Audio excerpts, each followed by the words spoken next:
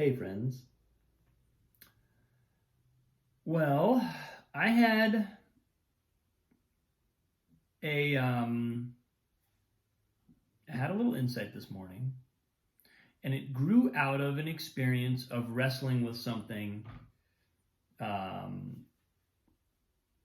wrestling with a question about money, about finances, and the work I'm doing, and so that was the kind of micro arena that my mind was sort of trapped in, operating in,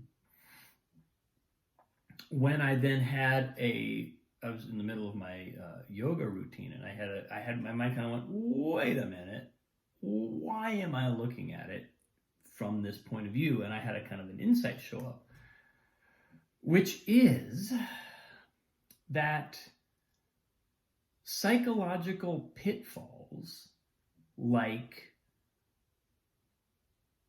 sex and money, two big ones. I mean, Sadhguru talks about how something like 90% of our energy goes towards those two things if we're not careful. And but those things are not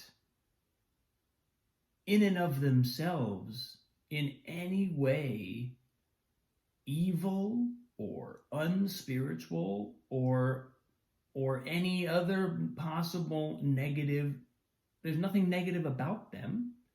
They are just the reason why they're volatile, and the reason why someone like Sadhguru points out that we spend an exorbitant amount of our energy worrying about them is because they keep us, if we don't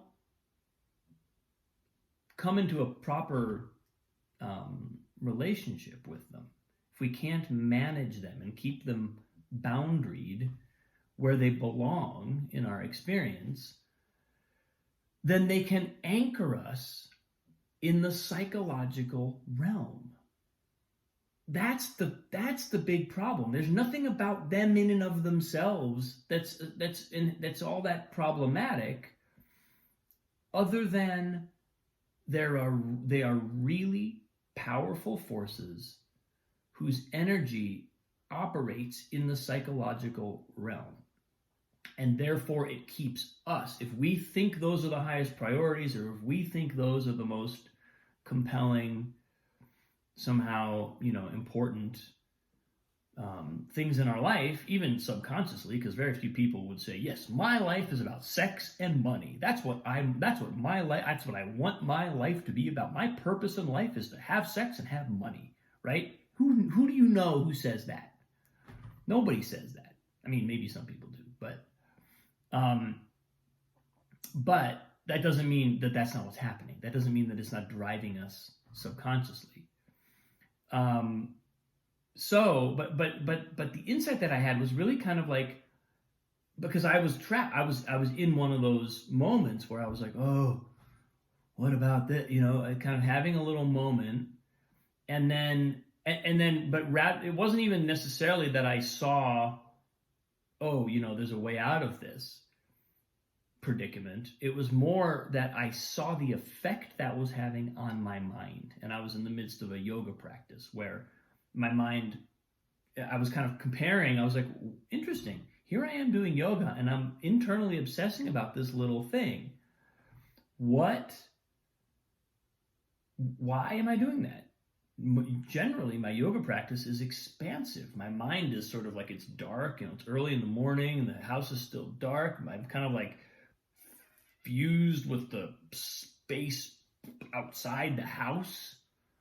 But today, nope, I was collapsed right down into this little tiny domain, and so I got this little poof of insight. Oh, that's why these are considered these powerful pitfalls, psychological pitfalls. And that's why a lot of spiritual paths have said, have done away with them. You know, we renounce sex and become celibate because it's just too much to deal with. If you're going to try and have a sex life, you're probably going to get distracted and it's going to take time away from your spiritual pursuits.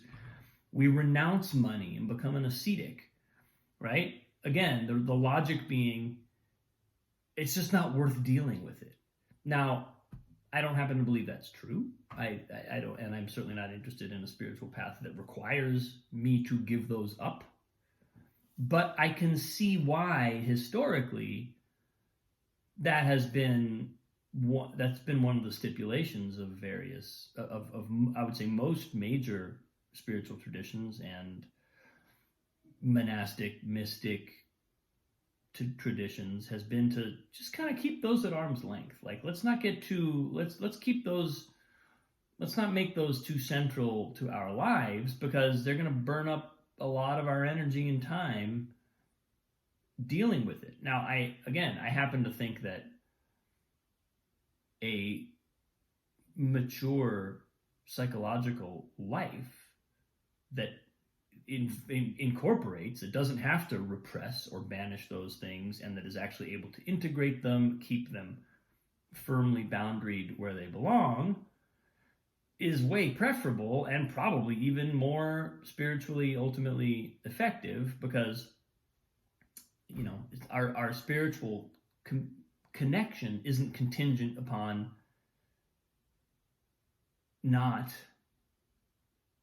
it isn't contingent upon repressing these kind of compelling psychological drives. Sadhguru says a really beautiful thing.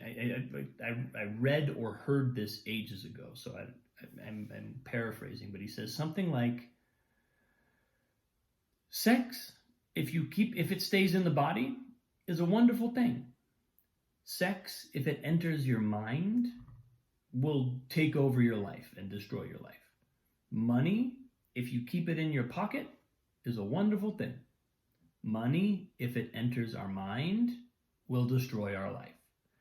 And that really sort of, that really resonated with me. I was like, oh, that's because that gives us a criterion, or a kind of a principle that we can learn to identify. I can learn to pay attention to, like this morning, I caught myself with money in my mind. It had nothing to do with any, active choices I was making or any actions I could or am taking. It was just the hamster wheel going around and around of mulling over an issue. And as a result, it was just like total buzzkill for any higher thinking, any higher vibration, any deeper connection. And so that was just helpful for me to identify and go, oh yeah, the issue isn't, there's nothing wrong with money. There's nothing even really wrong with wanting money or needing money to sustain your life. Even the desire for money is not a problem. It's the kind of, it's getting into a cyclical pattern of being attached to it, because now you're gonna go around and around. Same thing with sex. Sex, there's nothing wrong with it. It's a wonderful, beautiful thing. But if we get attached to it, it's gonna keep us trapped in a very cyclical, round and round the merry-go-round psychological existence, because that's where it goes. That's where it draws our focus. So observing that, and then being able to kind of, that immediately freed me from seeing that this morning. Immediately undid my, because the truth is, I wasn't really solving a problem. I didn't really need to get to the bottom of the thing I was thinking about. It was perfectly fine to just ignore it and not think about it anymore. There was nothing to be gained by investing further psychological energy in figuring it out or probing around in there. It was just because it's a compelling force, and because it feels connected to our survival, to our existence. It enters in there and grabs hold of us, and all of a sudden we're spending energy on it completely unconsciously and with no payoff at all. The only payoff is that we kind of get to feel the emotions that we have programmed around it. It gets to activate all the patterns that sort of want to fulfill themselves. There's no actual benefit to our life of spending our energy that way. So anyway, that was really helpful to clock this morning, and it kind of snapped me out of something. And then seeing the mechanism that this is not about the things in themselves really at all. It's about what bandwidth of consciousness are we spending our time on, depending on where we are putting our attention. So that was my Thursday morning epiphany. Thanks for watching, folks. I appreciate you. Have a wonderful day. All the love in the world. I'll see you tomorrow.